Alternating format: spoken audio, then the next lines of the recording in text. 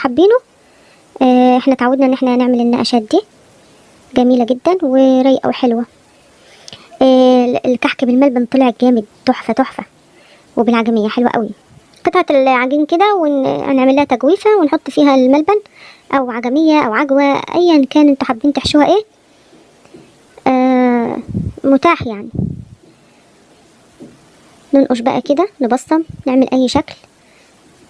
والحجم كمان بتاع الكحكة اللي انتوا حابينه، كبيرة صغيرة زي ما تحبوا. انا بحبها وسط يعني، صغيرة كده او وسط.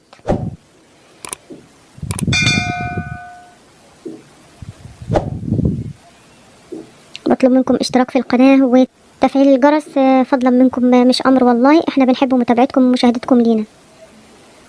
انا بعملت معكم كام واحدة كده بس، ناقشت قدامكم كام واحدة. لكن اكيد كلكم شطار وكل الناس بتعرف تعمل كل حاجة، بس في يعني ايه اللي حابب يتعلم